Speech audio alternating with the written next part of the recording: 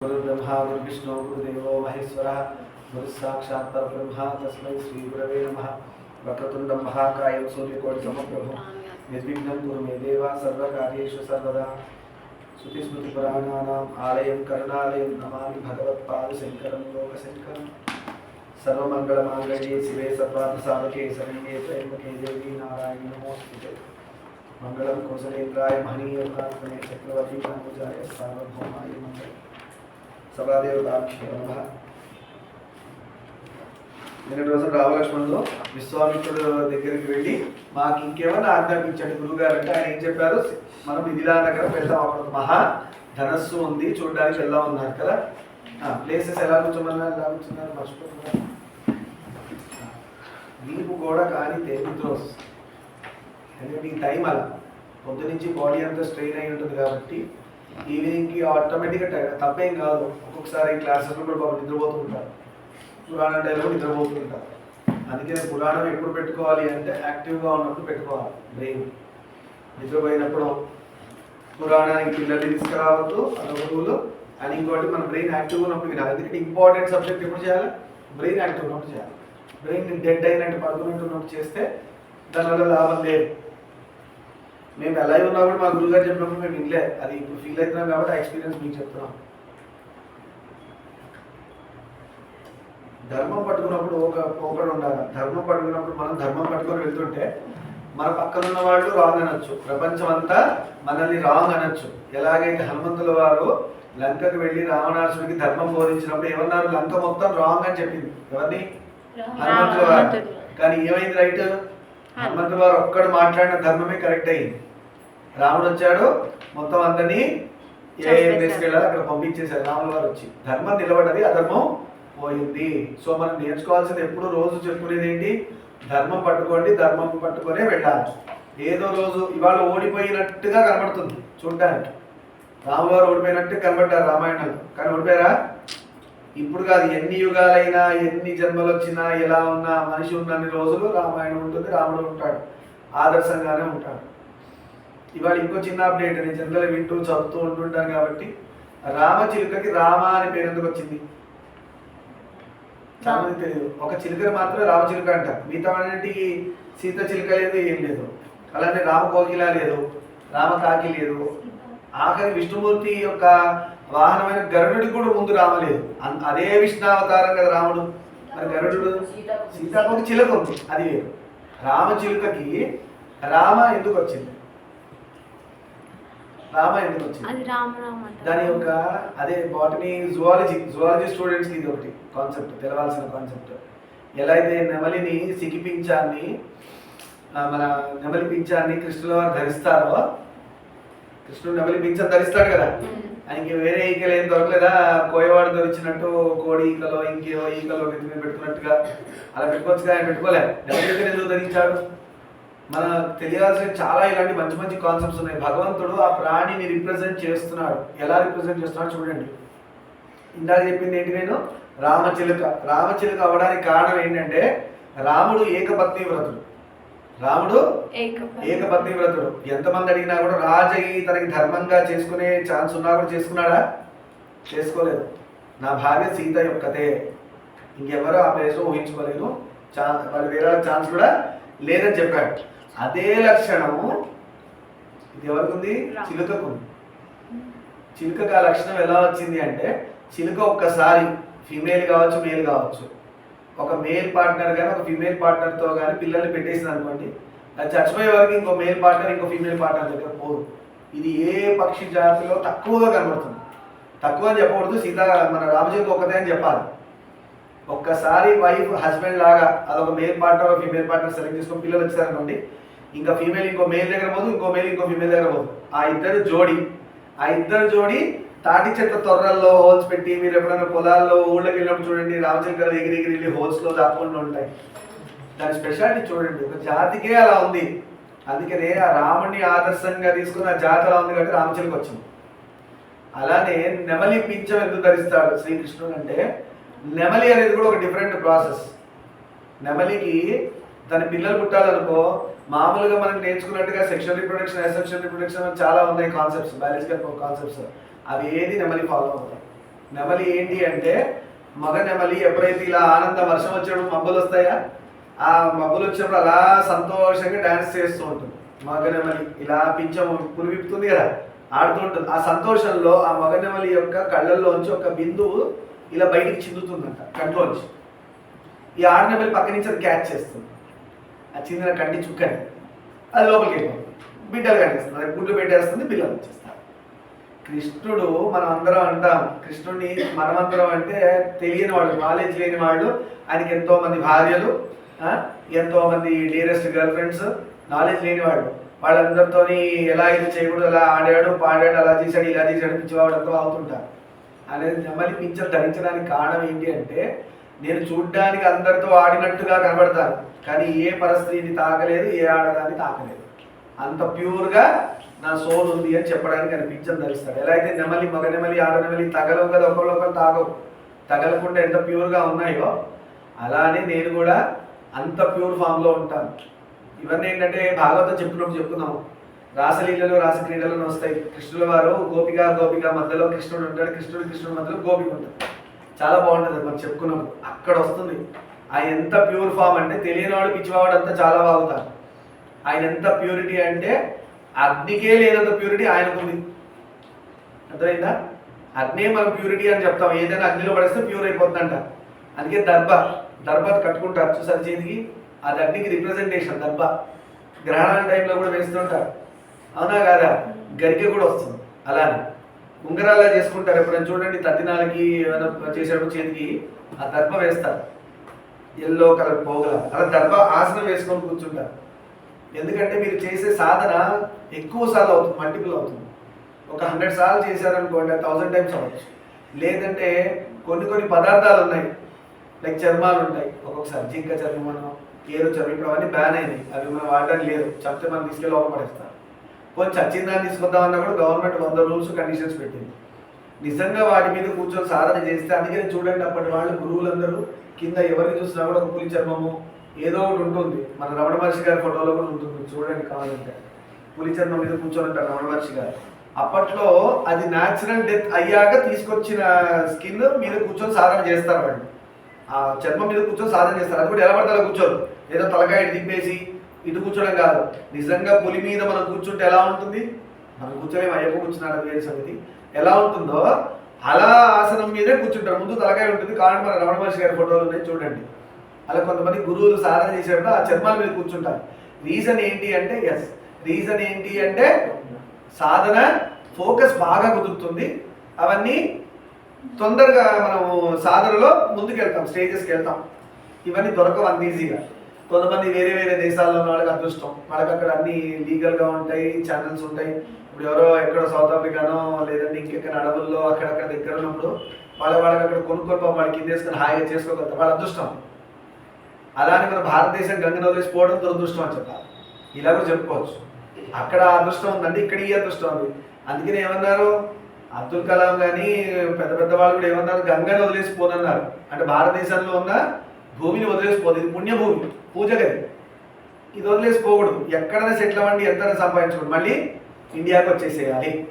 అలా కృష్ణుడు నెమలి పింఛం ధరించడానికి నేను చాలా పవిత్రంగా ప్యూరిటీగా ఉంటాను అని చెప్పడానికి. అలాగే రామచిలుక అలా రాముల వారిని చాలా లక్ష్యం తీసుకుంది. మనం రామాయణం అంతా వింటున్నాం, ఒకటన్నా నేర్చుకోవాలి రామచిలుక లాగా, అవునా కాదా? అలా నేర్చుకోవడానికి అది ఒక ఎగ్జాంపుల్ చెప్పాను. సరే, అడుగులతో పాటు మాటలు సాగుతున్నాయి. గురువుగారితో మంచి నాలెడ్జ్ ఉన్న గురువుగారు దొరకడం అదృష్టం. అలాంటి విశ్వామిత్రుడు రామలక్ష్మణులకు దొరికాడు. ఇప్పుడు ఏం చేస్తారు, వాళ్ళకు ఉన్న ఇన్ని రోజులు ఇంట్లో ఉన్నారు కదా, అయోధ్యలో ఉన్నారు, ఇప్పుడు బయటకు వచ్చారు. ఇప్పుడు అన్ని ఎక్కడ డౌట్స్ ఉన్నాయి అన్నీ అడుగుతున్నారు గురువుగారు చెప్తున్నారు మాటలతో పాటు. అదే అంటారు మంచి కంపెనీ అంటారు. మంచి కంపెనీ దిక్కుమాటలు మాట్లాడేవాడు కంపెనీ. ఇట్లా దైవమైన విషయాలు, మనకి ఎప్పుడు తెలియని విషయాలు, గొప్ప విషయాలు వాడిని చంపాడంట అని చెప్పి ఏదో నేర్చుకున్నారు. ఏమొచ్చింది దానివల్ల? వాడెవడో వాడిని మోసం చేశాడు అని డిస్కషన్ పెట్టుకుంటూ పోయారు. ఏమొచ్చింది? వీడి బుద్ధిలో అలా ఆలోచన వస్తుంది. ఎప్పుడైనా కష్టాలు వచ్చినాయనుకో, వాడు ఐడియా ఇచ్చాడు కదా, అలా మోసం చేద్దాం, అవునా కదా? వాడు అలా చంపేశాడంట, మనం కూడా చంపేద్దాం. ఎందుకంటే అవే నేర్చుకున్నాం. బుద్ధిలోకి వెళ్ళే ఆలోచన చాలా జాగ్రత్తగా ఉండాలి. బుద్ధిలోకి వెళ్ళే ఆలోచన చాలా జాగ్రత్తగా ఉండాలి. దాన్ని వీకెస్ట్ పాయింట్ అంటారు. వీకెస్ట్ పాయింట్ ఏంటంటే మన కష్టాలు మన వీకెస్ట్ పాయింట్. అప్పుడే మనిషి తప్పు చేస్తాడు. అలానే మన లోపల ఉన్న కామ క్రోధ లోభ మోహ మద మాత్సర్య ఇవే మన శత్రువులు. ఇవి మనల్ని పడేస్తాయి. అందుకని ఎన్నిసార్లు పడ్డా కూడా మళ్ళీ గురువుని పట్టుకోవాలి, ఎన్నిసార్లు పడ్డా కూడా మళ్ళీ దైవాన్ని పట్టుకోవాలి. పడ్డామంటే తప్పు చేయడం, నీ తప్పు చేసి చేసి చేసి చేసి ఏదో రోజు తప్పు మీద తీసుకొచ్చేస్తుంది. ఇదో జీవితమా, ఎప్పుడు ఇదే గోల, ఎన్నిసార్లు తప్పు చేస్తున్నాం, మన మీద మనకి విసుక్కు వచ్చేసి గురుగారు పట్టుకొని స్వామి చాలిగా అంటాం. కొంతమంది మహానుభావులు ఉంటారు, నహంకర్త హరికర్త అంటారు. నేనేం చేయట్లా, అంతా హరి చేస్తున్నాను అంటారు. వాడి ఉద్దేశం ఏంటి, తప్పు చేసినా ఒప్పు చేసినా అంతా హరి చూసుకుంటాడు. మరి దీనిలో డౌట్ రావచ్చు, అదేంటి అన్యాయంగా డబ్బు లాక్కొని, మరి అన్యాయంగా ఆస్తులు లాక్కొని, అన్యాయంగా పనులు చేసేసి హరి చేశాడని చెప్పేసి అంటే మరి దానికి వచ్చే పనిష్మెంట్ కూడా హరి ఇచ్చాడని చెప్పి అనుభవించా. ఆ మెచ్యూరిటీ ఇప్పుడు ఉండాలి మరి, అవునా కదా? చేసిన మంచి పనులేమో నేను చేశాను, చెడ్డ పనులేమో హరి చేశాడంటే కుదరదు కదా. మంచి పనులన్నీ నేను చేశాను, నేను చేసే పిచ్చి పనులని నేను కాదండి, దేవుడు నాతో అలా చేయించాడంటే అతి తెలివి అంట. నేను చెప్పుకున్న కథ అదే, దేవుడికి అతి తెలివి క్యాండిడేట్స్ నచ్చరు, ఇన్నోసెంట్గా ఉండాలి, చాలా చైల్డ్ చిన్నపిల్లాడి మనస్తత్వంలో ఉండాలి. అందుకే కదా భక్త కన్నప్పని మాంసం పంది మాంసం పెట్టినా కూడా తిన్నాడు శివుడు. మనం పెట్టండి, అమ్మవారి త్రిశూల్లో తీసుకుని వస్తుంది పొడవడానికి, వెంటనే గుట్టకాయస్వా అంతే. మనకి తెలుసు ఆయనకు అది పెట్టకూడదని. కన్నప్పకి తెలుసా అంటే ఆయన తినేదే పెట్టాడు. కన్నప్ప తింటాడు కాబట్టి అది పెట్టాడు. నువ్వేం తింటే అది పెట్టాలి దేవుడికి నైవేద్యం. నువ్వు 10 మాంసం తిని పెట్టు, తింటాడు. తద్దినం పెట్టేటప్పుడు కూడా రూల్ ఉంది. తల్లిదండ్రులు పెడుతుంటారు తద్దినాలు, వాళ్ళ అమ్మ నాన్న వెళ్ళిపోయినప్పుడు చూడండి, ఇంట్లో ఏది నువ్వు తింటున్నావో అదే తద్దినాల్లో పెట్టాలి. చాలామంది 2 మిస్టేక్స్ చేస్తున్నారు తద్దినాలు పెట్టేటప్పుడు. ఇది చాలా జాగ్రత్త మీరు గుర్తుపెట్టుకోవాలి. ఎందుకంటే ఫ్యూచర్లో మనందరం అలాంటి ఛాన్సెస్ వచ్చినప్పుడు లేదంటే అలాంటి అది పెట్టడం కర్మగా ఫీల్ అవుతూ, బాధగా ఫీల్ అవుతూ, అది భాగ్యం. అది కూడా పితృదేవులకు తిండి పెడుతున్నారు. ఇన్ని రోజులు ఉన్నప్పుడు భూమి మీద చూసుకోలే, అట్లీస్ట్ పైకి వెళ్ళినప్పుడన్నా చూసుకోవాలి కదా. పితృదేవతలు ఖచ్చితంగా పెట్టాలి. మహాలయ పక్షం అంటారు, మహాలయ పక్షం సంవత్సరానికి 15 రోజులు వస్తాయి, అప్పుడు పెట్టే చూసుకుంటారు, తప్పది. నేను అంతకుముందు కూడా ఈ టాపిక్ చెప్పాను. రోజు మధ్యాహ్నం 12ంటికి పితృదేవతలు వస్తారు. పితృదేవతలు అంటే మన తల్లిదండ్రులు పోవాలని రూల్ ఏం లేదు. తాత ముత్తాతలు లేదా పక్కింట్లో ముసలాయన, ఇంకెవరో ముసలాయన, వెళ్ళిపోయిన వాళ్ళందరూ ఉంటారు కదా, వెళ్ళిపోయిన అందరూ పితృదేవతల్లోకి వస్తారు. మీరు అందరూ మాట్లాడుకుంటారు, వాళ్ళకంతా పెద్ద నెట్వర్క్ ఉంటుంది పైన, సపరేట్ నెట్వర్క్, మనకు దొరకదు ఆ సిగ్నల్. వాళ్ళు మాట్లాడుకుంటారు పైన. ఏంటంటే మీ వాడు అన్యాయం చేశాడు, వాడు ఇది చేశాడు, వీడు ఇలా చేసి మా వంశంలో ఇలాంటి వాడు పుట్టాడు, మా వంశంలో ఇంత గొప్పవాడు పుట్టాడు, వీడి వల్ల తరిస్తున్నాం, వాడి బుద్ధిలో ఏమైనా ఆలోచన ఏంటి, వాళ్ళు ఎంత శక్తిమంతులు అంటే మన బుద్ధిలో ఆలోచన చేసి మన చెడు మంచి 2 వైపులు పంపించే శక్తి వాళ్ళకు ఉంటుంది. దేవలోకాలకు వెళ్ళాలంటే ఫస్ట్ పితృలోకం నుంచే వెళ్ళాలి. అలా ప్రతిరోజు మధ్యాహ్నం 12ంటికి పితృదేవతలు వస్తారు. అందుకే నేను ఆ రోజు చెప్పాను, ఒక ముద్ద తిండి గోడ మీద పెట్టండి అన్న. పెట్టలేకపోతే కనీసం నొట్టి చేతులు ఇలా చూపించి దండం పెట్టాలి. స్వామి ఇవాళ ఏం పెట్టలేకపోతున్నాం మీకు, అందుకే ఇలా చూపిస్తే అయ్యో వీడేమి ఇవాళ పెట్టలేకపోతున్నాడా అని ఏం తిట్టరు, శాపాలు పెట్టరు. వాళ్ళు నెంబర్ రేపు పెట్టండి. వాళ్ళు ఎప్పుడు అంత దయతో ఉంటారు పితృదేవత. అర్థమైందా? అలా రోజుకైతే మధ్యాహ్నం 12, వారానికైతే సండే రోజు ఎప్పుడు మళ్ళీ మధ్యాహ్నం 12. ఎన్ని బిజీ పనులు ఉన్నా సండే రోజు అటెండ్ చేయాలి. రోజు 12 అంటే వీలవరుగా స్కూల్కి వెళ్తారు, లేదంటే ఆఫీస్కి వెళ్తారు, బిజీగా ఉంటారు. అట్లీస్ట్ ఆదివారం 12ంటికి ఒక బియ్యం ఉందో బియ్యం గింజలో ఏదో ఒకటి వెస్ట్ సైడ్ పెట్టాలి. పితృదేవతలో వచ్చేది వెస్ట్ వైపు నుంచి. అర్థమైందా? అలా పెట్టాలి. అది మిస్ అయితే నెలకు అమావాస్య. ఎన్ని ఆప్షన్స్ ఇచ్చాడు చూడండి దేవుడు. పొరపాటున పాపం వీడు సంపాదనలో పడి వాడి బ్రతుకు జీవితం నడపడం కోసం ఇట్లాంటి మంచి కార్యక్రమాలు మిస్ చేస్తాడేమో అని ఎన్ని ఆప్షన్స్ ఇచ్చాడు. రోజు ఇచ్చాడు, వారం ఇచ్చాడు, నెలకు ఒక అమావాస్య ఇచ్చాడు. ఇచ్చాడు లేదా? అమావాస్య రోజు మధ్యాహ్నం 12 కన్నా పెట్టచ్చు. ఒకరోజు లీవ్ వేసుకొని పెట్టలేరా? బియ్యం పెట్టకపోతే ఒక బ్రాహ్మణి పిలిచి బియ్యం ఇవ్వచ్చు, తల్లిదండ్రుల పేరు కొత్త చెప్పించుకొని. లేదా హాయిగా రాఘవేంద్ర స్వామి మఠాలు ఉన్నాయి, ధర్మం నడవడం కోసం వాళ్ళు మఠాలు పెట్టారు. ఆ మఠాలకు వెళ్ళి ఒక 500 ఎంత టికెట్ కొనుక్కుంటే 200 పూజకి 300 మీల్స్ ఏదో మొత్తం కలిపి ఒక 500 రూపాయలు టికెట్ కడితే భార్యాభర్తలకు భోజనం పెడతారు. తద్దినం మొత్తం వాళ్ళే పెట్టేస్తారు, పిండాలు మొత్తం అంతా వాళ్ళే ఇస్తారు. మనం ఏమి చేయాలి, పండ్లు పూలు తీసుకెళ్తే చాలు, 500 రూపాయలు ఎంత ఈజీ చేశారు. దేవుడు గుర్తుపెట్టుకోండి, ధర్మానికి ఎన్ని వెసులుబాటు అంటే మనకి ఫాలో అవ్వడానికి ఎన్ని ఛాన్సులు ఇచ్చాడు. మనం ఫాలో అవ్వట్లేదు. కల్చర్ అంటే ఎట్లా వస్తుంది? మా పిల్లాడు చిన్నప్పటి నుంచి వాడు మైండ్ మెచ్యూర్ లేదండి, వాడు ఏదో మందబుద్ధిలా ఉంటాడండి. ఇవన్నీ పితృదేవతల యొక్క కష్టాలే, వాడి వల్ల వచ్చిన శాపాలు. ఇవన్నీ పట్టించుకోరు. ఇంట్లో అత్తమామని చూసుకోరు, తల్లిదండ్రులు చూసుకోరు, వదిలేస్తారు. పిల్లలకి దెబ్బలు తగిలినాయి, యాక్సిడెంట్లు అయినాయి, వాడు బుద్ధి పని చేయట్లేదు, ఫెయిల్ అవుతున్నాడు, మేము ఎంత కష్టపడ్డా ఎదగట్లేదు. ఇవన్నీ ఎక్కడి నుంచి వస్తున్నాయి ప్రాబ్లమ్స్? నాగదోషాలు ఉన్నా కూడా ఇష్యూస్ ఉంటాయి. మా వంశంలో ఎవరో పాము చంపుకుంటారు, అది వంశం మొత్తం లాగుతుంది కింద వరకు. వాడు ఎదగడి వాడి మెయిన్ ఫైనాన్షియల్ ఇష్యూస్ ఉంటూ ఉంటాయి. ఇప్పుడు ఫైనాన్షియల్ ప్రాబ్లమ్స్ చాలా ఉంటాయి, నాగదోషం ఉంటుంది ఇంట్లో. అది ఎట్లా చేసుకోవాలి చేయాలి, బుద్ధి కూడా రాదు ఒక్కొక్కసారి. ముట్టిగా పడి కదా నేర్చుకుంటాం, లేదంటే నేర్చుకోం.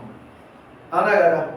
అలా పితృదేవతలకు నెలకి ఒక అమావాస్య, అదే మొత్తం ఇయర్లో అంటే ఇందా చెప్పే మహాలయ పక్షం 15 రోజులు ఇస్తారు ఇయర్ మొత్తంలో. అప్పుడు అందరూ ఎటుపోతారు తెలుసా? ప్రయాగ వెళ్తారు, గయా శ్రాద్ధం పెడతారు. అక్కడ పోయి గయా శ్రాద్ధం, కాశీ దగ్గర దేవప్రయాగ. మొన్న వచ్చాయి కదా పుష్కరాలు, అందరు పోయారు. అవునా? కుంభమేళ పుష్కరాలు, అఘోరాలు వచ్చారు, అవి అన్నారు. ఆ దేవప్రయాగకి వెళ్తారు. అక్కడికి వెళ్ళి పెడితే వాళ్ళకి ఏమైనా పొరపాటు మిస్ చేసిన ఆకలి అంతా తీరిపోతుందంట. వాళ్ళు ఆకలి మీద ఉంటారు, మిమ్మల్ని బాగా మాడుస్తాను పెట్టకుండా. మీకు ఏమనిపిస్తుంది? థ్యాంక్ యూ అని బ్లెస్సింగ్స్ ఇచ్చి మంచి పని చేసుకుంటారా? ఏం చేస్తారు? ఒక్క రోజు లంచ్ బాక్స్ లేట్ అయితేనే అమ్మని నాన్నని ఫుల్ క్లాస్ మిగుతాం ఇంటికి వచ్చి, చిన్న పెద్ద లేకుండా కదా. మరి మనకంటే పెద్దవాళ్ళకి తిండి పెట్టకపోతే వాళ్ళు ఏం చేయాలి? బ్లెస్ యూ బేటా అంటారా? బ్లెస్ యూ బేటా అంటారా? ఏమన్ను ఖచ్చితంగా కోపము కలిసి రాకుండా. అలానే ఇంట్లో ఉన్న పీఠాలకు కూడా భోజనం వాళ్ళకి ఎంత కావాలంత పెట్టాలి. ఇప్పుడు ఈ విగ్రహాలు పెద్దవి, అందుకే రోజు అన్నం పెడతాం. కడుపు నిండిందా లేదా అని. అన్నం నైవేద్యం పెట్టేటప్పుడు మంచి గుండిగా నిండా అన్నం పెట్టాలి. రేపు నవరాత్రులు వస్తున్నాయి, వినాయక చవితి చూస్తారు మీరు, మంచి నైవేద్యాలు చేసి పెడుతూ ఉంటాం. ఆల్రెడీ ఎక్స్పీరియన్స్ అయిన వాళ్ళు ఉన్నారు. అలా సంవత్సరానికి మహాలయ పక్షం. ఇవి గుర్తు పెట్టుకోండి. ఫ్యూచర్లో ఎప్పుడన్నా పేరెంట్స్కి మీరు చెప్పాల్సి వస్తే గుర్తు చేయండి. అమ్మాయి వాళ్ళ అమావాస్య, తాతయ్య వెళ్ళిపోయారు కదా, ఆయన పేరు మీద బియ్యం ఇద్దాం. లేదు ఇంట్లో అన్నం వండావా, 2 గిన్నెలు వండు. ఒక గిన్నెమో బయట కుక్కలకో వాటికో పక్షులకో దేనికో కాకులకో అని ఒక చిన్న గిన్నె అన్నం వండేసి వెస్ట్ సైడ్ గోడ చూసుకొని గోడ మీద పెట్టు, గోడ అవతల పెట్టు, ఎక్కడైనా పెట్టు. ఓ 4 ప్రాణులు వచ్చి తిన్నాయనుకో, పితృదేవతలు ఏదో రూపంలో వచ్చి తింటారు. అంటే మా తాత ఏమైనా కాకా, మా తాత ఏమైనా కుక్కనా, మా తాత ఏమైనా పిల్ల అని అడగద్దు. వాళ్ళకి ఏ శక్తి ఉంటుందంటే మనిషి రూపం కావచ్చు, మనిషి రూపం కాకుండా కూడా రావచ్చు. వాళ్ళకి ఎట్లన్నా వస్తారు. వాళ్ళు ఎట్లా ఏ రూపంలో వస్తారు. మనం గుర్తుపట్టే రూపంలో వస్తే తెచ్చి ఇంట్లో పెట్టుకుంటాం కదా.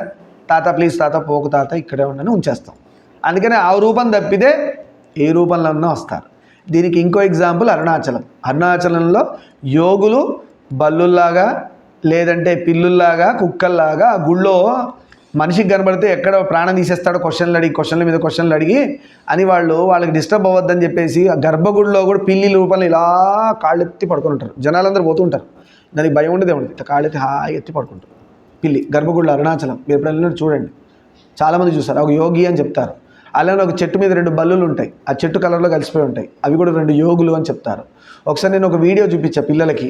ఒక పెద్ద యోగి ఇలా వచ్చి దర్శనం చేసుకున్నాడు, కెమెరాకి చిక్కింది. అది యూట్యూబ్లో మీరు కొట్టండి, అరుణాచలంలో కనబడ్డ యోగి అదృశ్యమైన దృశ్యం అని యూట్యూబ్లో కొడితే ఆ యోగికి వచ్చే ఇలా ఉన్నాడు, సట్మ రాకెట్లాగా వెళ్ళిపోయాడు పైకి యోగి. అది మీకు యూట్యూబ్లో కూడా కొంతమంది చూపించారు. ఎవరు చూపించాను నేను? చూసిన వాళ్ళు ఎవరు? ఇక్కడ మా చూడని వాళ్ళు నన్ను అడగని తర్వాత చూపిస్తాను. అరుణాచలం అంటేనే మహత్యం, అక్కడంతా మ్యాజికల్. అందుకే ఇంతమంది పోతున్నారు అరుణాచలం అంటే ప్రత్యక్షంగా మనకు అక్కడ అన్నీ కనబడతాయి. రాత్రిపూట మీరు ఒక మంత్రం ఉంది, ఆ మంత్రం చెప్పుకుంటూ ఆ అరుణాచల గిరిని కొండను చూశారనుకోండి, సంజీవని పర్వతం హనుమంతుల వారు తీసుకొచ్చినప్పుడు ఎలా మెరిసింది, అది టింగ్ టింగ్ టింగ్ టింగ్ అని మెరిసింది కదా. అలా అరుణాచల గిరి మీరు ఆ మంత్రం చేసుకుంటూ ఆ కొండను చూస్తే ఆ కొండ మధ్యలో అక్కడక్కడ ఇట్లా మెరుస్తూ ఉంటాయి. You can witness it. మనం చూడొచ్చు దాన్ని. నేను ప్రాక్టికల్గా చూశాను, చాలామందిని తీసుకెళ్ళాను. అలానే అరుణాచలం చెప్పినప్పుడల్లా చెప్తాను, శివుడు కానీ రమణ మహర్షి కానీ ఎవరో ఒకరు, ఇద్దరు వేరు కాదు, ఒకటే. మన రమణ మహర్షి గారు సుబ్రహ్మణ్యేశ్వర స్వామి, సుబ్రహ్మణ్యుడే శివుడు, అంతా ఒకటే. ఆ పరబ్రహ్మము రమణ మహర్షి గారి రూపంలో కానీ శివుడి రూపంలో కానీ మనకు కనబడతాడు. దీనికి కూడా ఎగ్జాంపుల్ చెప్పా ఒకసారి. మా పిల్లలు తీసుకెళ్ళినప్పుడు కుక్కలు వచ్చాయని అరిచినాయని అంతకుముందు కూడా చెప్పుకున్నాం. సరే, రామాయణంలోకి వద్దాం. విశ్వామిత్రుడు రాముడి యొక్క వంశ పుట్టు పూర్వోత్తరాలు చెప్తున్నాడు. అదేంటి రాముడి వంశం గురించి విశ్వామిత్రుడు చెప్తున్నారు? మీ ఇంటి తాత, మీ తాత వాళ్ళ తాత మీరు చెప్తారా, లేదంటే గురువు గారు చెప్తారా? మీరే చెప్పాలి. కానీ ఇక్కడ ఏమైంది, విశ్వామిత్రుడు ఎలా చెప్తున్నాడు? అది యోగ సాధన. వాళ్ళకి ఫ్యూచర్ తెలుసు, పాస్ట్ తెలుసు, అన్నీ తెలుసు వాళ్ళకి. రాముడికే తెలియదు ఇంకా చెప్పాలంటే. ఎంత విష్ణుమూర్తి అవతారమైనా రాముడికే తెలియదు. అందుకే విశ్వామిత్రుని అడిగారు, రాముల వారికి విశ్వామిత్రుడు చెప్పారు. ఎవరైనా ఎదురొచ్చి రాముల వారిని, రామా నువ్వు విష్ణుమూర్తి అవతారం, నువ్వు దేవుడు అంటే కాదు నేను మనిషిని అంటాడు. ఎందుకంటే ఆయన ధర్మం ఏంటి? మనిషిగా వచ్చి మనిషిగా ప్రవర్తించడం ధర్మం. మనం ఎంతమంది వెళ్ళి చెప్పినా కూడా లేదు నేను దేవుడిని కాదు నేను మనిషిని అని చెప్తాడు ఆయన. అదే ఆయన ధర్మం. మనం ఏం చేస్తాం? నేను దేవుణ్ణి, కొంచెం పొగిడేసరికే కుర్చీ మీద కుర్చీ వేసుకొని 10 కుర్చీలు వేసుకొని కూర్చుంటున్నాం. కొంచెం పొగిడేసరికి కొమ్ములు వచ్చేస్తున్నాయి మనకి, అవునా కదా? మరి అంత మహానుభావుడు, అన్ని మంచి గుణాలు ఉన్నవాడు ఎంత సింపుల్గా ఉన్నాడు అంటే మనం ఎంత సింపుల్గా ఉండాలా? ఏమీ లేనివాడికి ఎక్కువ ఎగిరి పడతారంటారు చూడు, అలా డబ్బాలో రాళ్ళలాగా. రాముడు అడిగాడు పాపం విశ్వామిత్రుడిని, మా వంశం గురించి చెప్పండి స్వామి అని అడిగితే గురువుగారు మొత్తం చెప్తున్నారు. ఏం చెప్తున్నారు ఇప్పుడు జాగ్రత్తగా వినండి. ఆ రాత్రి సోనా నదీ తీరంలో, సరియు అయిపోయిందండి, ఇప్పుడు సోనా వచ్చింది. సోనా నదీ తీరంలో విశ్రమించారు. ఎందుకంటే మిథిలా నగరానికి వెళ్తున్నారు. ఎటు మిథిలా నగరం? నేపాల్ అవతల, ఉత్తరప్రదేశ్ నుంచి నేపాల్ అవతలకి నడుచుకుంటూ వెళ్తున్నారు. ఎవరు? విశ్వామిత్రుడు, లక్ష్మణుడు, రాముల వారు. మరునాడు పవిత్ర గంగా నదిని సందర్శించారు. గంగ పైనుంచే కదా వచ్చేది హిమాలయాల్లో. చాలామంది అడుగుతారు, ఒక డౌట్, ఇది చాలామందికి తెలీదు. గంగ శివుడి జటాజూట నుంచి కదా పడింది. శివుడి జటాజూట నుంచి గంగ పడింది. మరి భూమి మీదకి ఎలా వచ్చింది? ఒకసారి ఇది ఎక్స్ప్లెయిన్ చేశారు. తెలిసిన వాళ్ళు చెప్పకండి, తెలియని వాళ్ళు ఎవరన్నా గెస్ చేస్తారేమో చూస్తున్నారు. ఆల్రెడీ విన్నవాళ్ళు కాదు. శివుడి మించి గంగ ఇలా పడి భుజం మీద తగులుతూ గంగ పారుతుంది, అవునా? పారుతున్న గంగ మరి భూమి మీదకి ఎలా వస్తుంది? అలా పడుతున్నప్పుడు మరి శివుడి మించి ఫౌంటైన్ భూమి మీద పడుతున్నట్టు కనబడాలి కదా. ఎక్కడ మనకు అలా కనబడదు కదా. ఎక్కడ ఉందో ఆ ప్లేస్ అందరూ అక్కడే పోయి తలకి పెడతారు, కింద పోయి శివుడి మించి పడుతుంది కాబట్టి మా పాపాలు పోతాయని. అలా కనబడదు, కానీ ఒక చోట అది మనం చెప్పచ్చు. ఎలా చెప్పచ్చు అంటే, హిమాలయ పర్వతాల దగ్గర కైలాస పర్వతం ఉంది. మౌంట్ కైలాష్ అంటారు. టిబెట్ దగ్గర మౌంట్ కైలాష్ పర్వతం మీద కైలాస పర్వతం, దాని మీద శివుడు ఉంటాడు. అరుణాచలమే శివుడు. ఇప్పుడు అది గొప్ప, ఇది గొప్ప? అరుణాచలమే గొప్ప. అరుణాచల గిరియే శివుడు. ఇది కైలాసం మీద శివుడు కూర్చుంటాడు ధ్యానముద్రలో. జాగ్రత్త వినండి. మౌంట్ కైలాసంలో శివుడు ఇలా కూర్చుంటాడు, ధ్యానం చేస్తాడు, గంగ పడుతూ ఉంటుంది మౌంట్ కైలాష్ మించి. ఓకేనా? అరుణాచల గిరియే శివుడు. అరుణ అంటే ఎర్రగా ఉంటాడని అర్థం. ఎరుపు రంగులో ఉంటుంది. కొండ నిజంగా ఎర్రగా ఉంటుంది. ఎందుకు ఎర్రగా ఉంది? అది అగ్నిలింగం. అరుణాచల లింగం అగ్నిలింగం. ఎప్పుడు వచ్చింది అది అగ్నిలింగం? బ్రహ్మ విష్ణు నేను గొప్ప అనుకున్నారు చూసారా? ఫస్ట్లో ఎవరు గొప్ప అని అనుకున్నారా? ఆ టైంలో బ్రహ్మదేవుడు విష్ణువు డిస్కస్ చేసి మధ్యలోంచి ఒక పెద్ద స్తంభం వచ్చింది, అగ్నిస్తంభం. అదే అరుణాచల లింగం. యుగాలుగా ఎంతోమంది ఆ దివ్యమైన స్తంభాన్ని, ఆ ఫైర్ లాగా ఉన్న స్తంభాన్ని చూడగలిగారు ఎంతోమంది. కలియుగం వచ్చేసరికి ఆ కళ్ళతో చూస్తే కాలి చచ్చిపోతారని శివుడు మెల్లగా ఏ రూపంగా మారాడు? బంగారంగా మారి తర్వాత ఇనుముగా మారి తర్వాత రాయిగా మారాడు. అంటే మనం చూడ్డానికి వీలుగా ఉండడానికి, మనుషులు చూడ్డానికి. నిజంగా ధ్యానం చేసిన వాళ్ళకి ఈ రోజు కూడా అరుణాచల లింగం ఒక అగ్నిస్తంభంగా కనబడుతుంది. అది ఎలా కనబడుతుంది అగ్నిస్తంభంగా? ఇంత కాదు, భూమి ఆకాశాలకు టచ్ అయ్యి కనబడుతుంది ధ్యానంలో. అలా చూసిన వాళ్ళు ఎంతోమంది ఉన్నారు. నా జుట్టు సరిపోదు చెప్పడానికి, అంతమంది ఉన్నారని చెప్పడానికి. అర్థమైందా? దీని ముందు ఏం చెప్తూ ఇది చెప్పాను నేను. దాని ముందు ఏం చెప్పాను?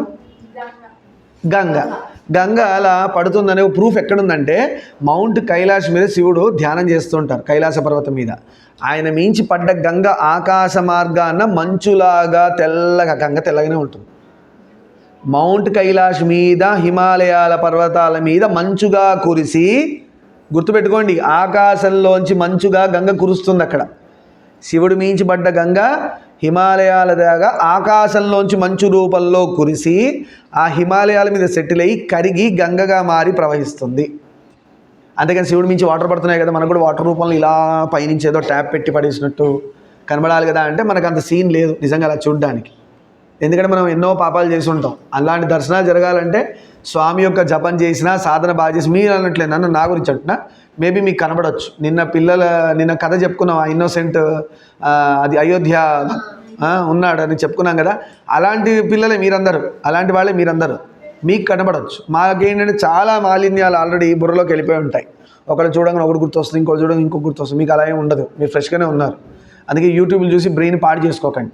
అలా మనకు ఒక ప్రూఫ్ ఏంటంటే, శివుడి మీద జటాజూటం నుంచి పడ్డ గంగ హిమాలయ పర్వత ప్రాంతాల్లో, అంటే మౌంట్ కైలాష్ మీద శివుడు కూర్చుంటే ఆ గంగ ఇలా ఆకాశంలోకి కొట్టాలి కదా ఇలా ప్రెషర్, అలా పడ్డ ప్రెషర్ మంచుగా కురుస్తుంది ఇలా హిమాలయ పర్వతాల మీద ఆ ఏరియా అంతా. ఆ పడ్డ గంగ మెల్ట్ అయిపోయి వాటర్ ఫామ్లో మారి మనందరినీ బ్రతికిస్తుంది, భారతదేశాన్ని బ్రతికిస్తుంది. మెయిన్ అంతా అన్నీ కూడా గంగలోంచి వచ్చిన నదులే, భూభాగంగా అంతర్వాహినిగా ప్రవహిస్తుంది కాబట్టి అన్నలా. ఫైనల్గా వాళ్ళందరికీ హస్బెండ్ ఎవరు? గంగే చ యమునే కృష్ణే గోదావరి సరస్వతి నర్మదే సింధు కావేరి. వీళ్ళందరికీ ఎవరు హస్బెండ్? సముద్రుడు. అందుకని అన్ని సముద్రంలోకి పోతాయి. అన్నీ ఎక్కడ? సముద్రంలో. ఆ సముద్రుడికి ఇంతమంది భార్యలు. ఇది ఓన్లీ భారతదేశంలోనే ఈ కాన్సెప్ట్. వేరే చోట ఎలా ఉంటుంది? నల్లను, నైలను, రెడ్ సీ అనో, బ్లూ సీ అనో, బ్లాక్ సీ అనో, వాడికి ఏం లేవు. మనవి ఎలా ఉన్నాయి పేర్లు? అందరూ అమ్మలే. గోదావరి తల్లి అంటారు, తెలంగాణని పోషించింది. కృష్ణమ్మ తల్లి ఆంధ్రాని పోషించింది. కావేరి తల్లి తమిళనాడు, కర్ణాటకని పోషించింది.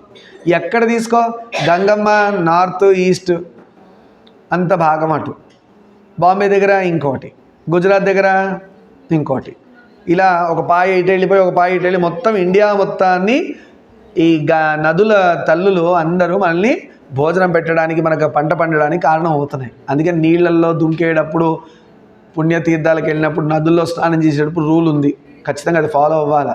మీరు ఆడొద్దని అనరు. చిన్నపిల్లలు ఆబ్వియస్లీ నీళ్ళు చూస్తే పెద్దవాళ్ళే ఆడతారు, పిల్లలు ఎందుకు ఆడరు? ఆడతారు. కానీ ఫస్ట్ ఏం చేయాలంటే స్నానం చేసి రావాలి. స్నానం చేయకుండా ఏ నదిలో దిగకూడదు. పొరపాటున దిగారా మీకున్న గబ్బుకి మీ స్కిన్ ఎలర్జీస్ రావడం ఖాయం. మీరేం చేశారు? పవిత్రంగా పోయి దిగలే, చెమట గబ్బేసుకొని రాత్రంతా ఆడిన గబ్బేసుకొని పొద్దున చాలామందికి దురలవాటు ఉంది. ఏంటి అంటే నది స్నానమే కదా, అది స్నానమే కదా. నది స్నానం కిందకి వేయకూడదు. ఫస్ట్ అది పుణ్యస్నానం, దైవ స్నానం అంటారు.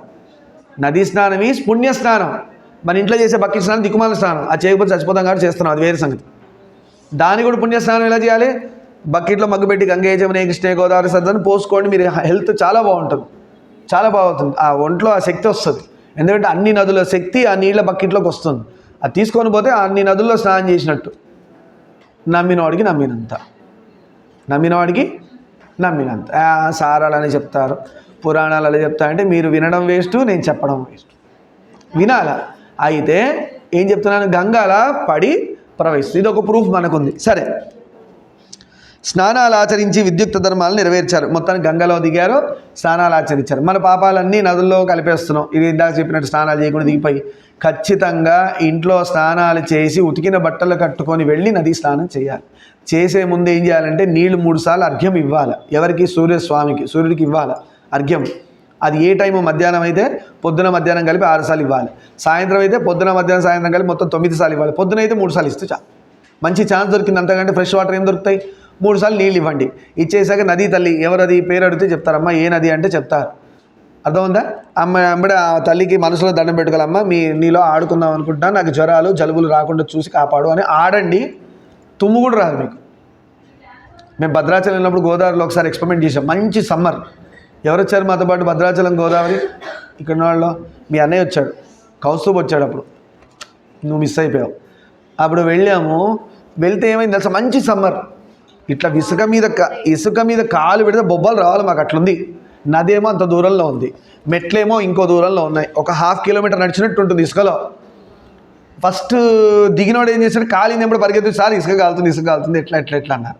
ఒరే మీరు ఆడాలంటే మాత్రం తప్పదు, ఆడాలంటే తప్పదు అని చెప్పి ఏం చేసి మెట్లు ఎంతవరకు ఉన్నాయో అంత చివరిగా ఈ గట్లు కడతారు మెట్లకి.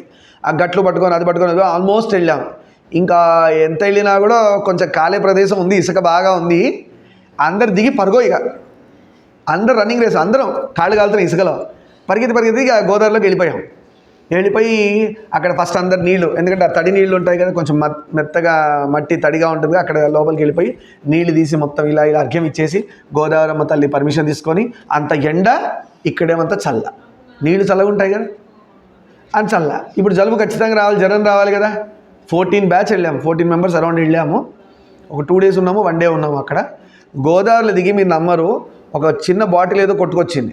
దానిలో సగం ఇసుక పోసి మిగతా నీళ్లు పోసి బాటిల్ వేసి గట్టిగా పైకి ఇసిరేసేసి క్యాచ్ నీళ్ళలో దుంకి ఆడాం. దాని ముందు ప్రేయర్ చేసాంలే, అమ్మవారి పర్మిషన్, గోదావరమ్మ అమ్మవారు కదా, ఆవిడ పర్మిషన్ తీసుకున్నాం. ఏంటి అంటే ఈ ఎండలో చలిలో ఆడి కొంచెం నీళ్ళల్లో ఉండి మళ్ళీ ఎండలోకి వెళ్ళాలా, దీనిలో ఎవరికి జలుబు జ్వరాలు రాకుండా చూడమ్మా అన్నాం అని మొక్కుకొని వెళ్ళి దిగి ఎంత ఆడాము, 1 గంట 2 గంటలు ఈజీగా ఆడుంటాం. బయటికి వస్తే అన్ని నీళ్ళు ముక్కులో పోయి, కంట్లో పోయి, చెవులో పోయి, అవునా, జనరల్ రియాక్షన్స్ ఉండాలిగా. బయటకు వచ్చాము, ఇసుక గారడం అంతా పరిగెత్తడం, మళ్ళీ ఎక్కడం, దర్శనాలన్నీ అయిపోయినాయి. ఒక్కడికి ఇప్పటివరకు కూడా చెప్పలే ఎవరు నాకు జ్వరం వచ్చిందనేది, ఒక్క కంప్లైంట్ లేదు. ఇంకోసారి బాసర వెళ్ళాం. బాసర దగ్గర కూడా నది ఉంది. ఏ నది ఉంది బాసర? బాసర దగ్గర కూడా నది ఉంది. బర్గల్ కాదు, బాసర. బాసర కూడా వెళ్ళినప్పుడు పక్కన నది ఉంది. నాకేదో గుర్తు రావట్లేదు, మధ్య కొంచెం మెమరీ ఇష్యూస్ వస్తున్నాయి. అయితే మేమేం చేసాం, పొద్దున 3:34కి వెళ్ళాం. ఓకేనా, మార్నింగ్ 3:34కి వెళ్ళాం. మా శుభశ్రీ యొక్క అక్షరాభ్యాసం అక్కడ చేయించాం. ఇద్దరిది అక్కడే అయింది. మా శుభశ్రీ ఎప్పటిదంటే నాకు అంత గుర్తులేదు, నేను కూడా కొంచెం గుర్తుపెట్టుకోవాలా. అయితే వెళ్ళాం, పొద్దున 3:34 దిగాం. నది స్నానం చేయాలా, మెట్లు దిగేసాం, ఎదురుగా నది అని మునిగేసాం. అంతా అయిపోయింది, వచ్చాము, కూర్చున్నాం, అంతా అయిపోయింది. 3 మునకలు వేసాం, ఇట్లా 3 మునకలు వేస్తారు కదా, వేసేసాం, అయిపోయింది. అంత పూజ అయిపోయింది. వచ్చాక మధ్యాహ్నం చూస్తే ఎంత దారుణంగా ఉందో అది. కొబ్బరి బోండాలు, పేపర్సు, తిన్న ప్లేట్లు అవన్నీ అక్కడ ఉన్నాయి మీరు స్నానం చేసిన చోట. అంతా అసలు చూస్తే నువ్వు దిగవు, దానిలో దిగవు అసలు స్నానానికి, అట్లుంది. కానీ మేము దిగేటప్పుడు ఏ సంకల్పం దిగాం, అని దిగామా? నదమ్మ మమ్మల్ని కాపాడుతుంది, నది స్నానం చేయాలని చెప్పి పొద్దున్న స్నానాలు చేసేసి ట్యాప్లో దాన్ని దిగొచ్చాం. ఒక్క చిన్న బొబ్బ కూడా రాలే, ఎలర్జీ బొబ్బ కూడా. ఎలర్జిక్ రియాక్షన్స్ వస్తుంటాయి, స్కిన్ ర్యాషెస్, అవి ఎవరికి వస్తాయి? అబ్బా దీన్ని దిగాల అనుకునే వాళ్ళకి వస్తాయి. నిజంగా నదీ తల్లి అనుకొని దిగిన వాళ్ళకి ఏమీ ర్యాష్ రాదు. ఇది నేను చెప్పట్లే, పెద్ద పెద్ద పీఠాధిపతులు, కంచి పరమాచార్యుల వారు, గొప్ప గొప్ప పీఠాధిపతులు ఒక్కొక్కసారి మధ్యాహ్నం సూర్యుడి సంధ్యావందనం చేసుకోవాలంటే వాళ్ళు నడిచే దారిలో పక్కన నీళ్ళ కాలువ వెళ్తుంది అనుకోండి, ఆ కాలువలోంచి నీళ్ళు తీసుకొని చల్లేసుకొని ఆపోసన పట్టేసేసి సంధ్యావందనం చేసేసుకుంటారు. వాళ్ళు రావాలిగా రోగాలన్నీ. మరి నీళ్ళ వాటర్, ఈ డ్రైనేజ్ దరిద్రం కాదు, నీళ్ళ కాలువ అంటే మంచి నీళ్ళవి పక్క నుంచి పోతుంటాయి. పొలాల్లో గట్లు కడతారు కదా, మన కాలువ అంటే ఏం తెలుసు అంటే మనం వదిలిన దరిద్రం అంతా వెళ్ళేది కాలువ అంటాం మనం. కాలువ అంటే అది కాదు, నీళ్లు డివైడ్ అయ్యి వెళ్తుంటాయి కదా, అవన్నమాట. నీళ్ళన్నీ డివైడ్ అయ్యి వెళ్తూ ఉంటాయి కదా, అవి అలా పక్కన ఉంటాయి. ఇంకో స్వామి ఉన్నారు, ఇంకో గురువు గారు సాధన చేస్తున్నారు. ఆయనకి 12 ఏదో అయ్యింది టైము. గుర్తుపెట్టుకుని ఎట్లా ఉన్నారు చూడండి. అసలు గురువులు ఒక్కొక్కళ్ళు వాళ్ళ ధర్మానికి అంత ఇంపార్టెన్స్ ఇచ్చారు. 12 అయ్యింది, సంధ్యావందనం చేయాలని చెప్పి ఏం చేశారంటే అక్కడ నీళ్ళ కోసం చూస్తే ఎక్కడ నీళ్ళు దొరకలే, ఆవుకి కుడితి కలిపారు నీళ్ళల్లో. ఆవు మూతి పెట్టి ఆ కుడితి అంటారు, అంటే గోధుమ పిండి పొట్టు అవన్నీ కలిపి నీళ్ళల్లో, చెరుకు పొట్టు అంతా కలిపి నీళ్ళల్లో ఇలా తిప్పి పెడతారు. పైన నీళ్ళు ఉంటాయి. వెళ్ళి ఆ నీళ్ళు నెత్తిమీ చల్లేసుకొని ఆపోసం పెట్టేశారు. ఆ కుడితి నీళ్ళే ఆవు మూతి పెట్టి తింటుంది, తాగుతుంది. తీసి తాగేసేసి చేసేసారు. అది గ్రేట్. అది ఆవు మూత్రం, గోమూత్రం తాగుతారు తెలుసా? హిందూ ధర్మంలో పవిత్రం అది. ఆవు పేడ పవిత్రం, ఆవు నుంచి ఏదొచ్చినా పవిత్రమే. మేము కింద రూమ్ కట్టినప్పుడు, మేము గృహప్రవేశం ఇంకా చేయలే, చాలా రోజులు అయింది. కింద రూమ్ కట్టినప్పుడు ఎలా చేద్దాం అంటే మా అదృష్టానికి ఆవు వచ్చింది. నేను వెళ్ళిపోయి శుభశ్రీ యొక్క రూమ్లో అటు పోయి అంతా చేసేసింది. ఇంకా అమ్మవారు వచ్చి అంతా చూశాక కాలు పెట్టాక ఇంకేంటని మెల్లగా ఎక్స్టెండ్ చేసుకున్నాం ఆ ప్రోగ్రామ్. మెల్లగా కొంచెం అయ్యాక కొన్ని రిపేర్లు అయ్యాక చేసుకున్నాం. మనం ధర్మం నమ్మాలా, నమ్మి చేయాలా. ఇది ఎక్కడి నుంచి నమ్మా నేను? కంచి పరమాచార్యుల వారు ఒకసారి గుడికి వెళ్తుంటే అమ్మవారి దర్శనాని కోసం ఆయనకి ఎదురుగా ఆవు వచ్చింది. గుడికి వెళ్ళడం మానేశారు. అమ్మవారి దగ్గర చూడడానికి అమ్మవారిని ఎదురుగా వచ్చింది. అని కూర్చొని అమ్మవారికి చేయాల్సిన ఉపచారాలన్నీ, ఆవుకి దండేసి, ఆవుకు బొట్టు పెట్టి, అగరబత్తి అవన్నీ అమ్మవారికి చేసే ఉపచారాలను ఆవుకు చేశారు. ఆవుకు చేసి పరమాచార్యుల వారు ఇంకా గుడికి వెళ్ళా, ఇంటికి వెళ్ళిపోయారు.